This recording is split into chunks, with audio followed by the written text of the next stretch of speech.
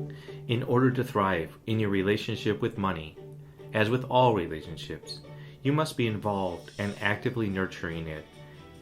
Rebecca Hall Greider, with her extensive financial background, is here to share with us on how to actively choose to be in a thriving relationship with your money. Let's welcome Rebecca Hall Greider.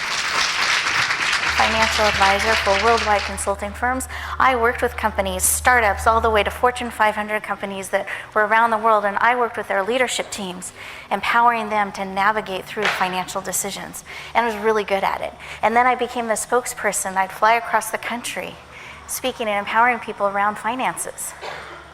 But you know how it is when you have a calling? Like I could see, because it's like, whisperers, animal. I'm like a number whisperer. I can see the plan. I can see the numbers laying out in this beautiful future if they just take these steps to get there. And they're very doable, playing to their strengths.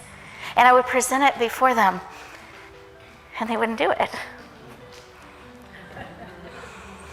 And I would try to figure out what it was, and what I learned is I was more invested in it than they were. It was my plan, not theirs. I was taking the leadership role. And guess what? They said yes to stepping into a leadership position. The people that I targeted, the people I was called to work with, were people that were uncomfortable with money. All different income levels, I've learned that doesn't dictate their comfort level with money. People hitting the restart button, people that are just starting, people that have millions of dollars. They have a discomfort with money, and those are the people I loved working with. And sometimes we assign stories to it, that everybody that has money is a certain way. Watch out for the everybody, nobody phrases. Those are not true.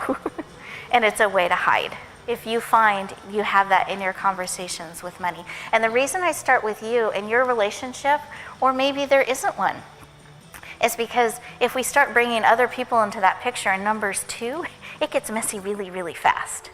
So it's important, anyone that I've ever worked with, we start with you. That means know what you're spending on. It's a good check-in. You don't have to show anybody, but really looking, because guess what? Every day, the daily decisions you make, every month, adds up to the year, which adds up to your future. I went to my managing principal one day. I have figured out the problem in this financial world.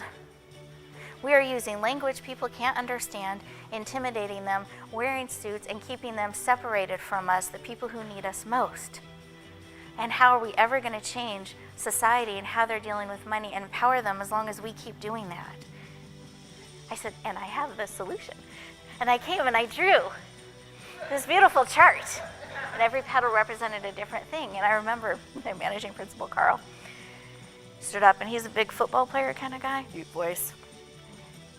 And he goes, "That's interesting, Rebecca, and I can see you're very passionate and excited about this. And you're probably going to try it, but I just don't really see how it's going to work. I've never seen anyone do that before." Those are magic words. If someone says they've never seen that happen before and you can't do it that way, let me tell you, opportunity. You're the first to the vision. To learn more about Rebecca's exciting vision, check out Rebecca's Money Summit, or get her free ebook on the 7 myths and powerful truths about money.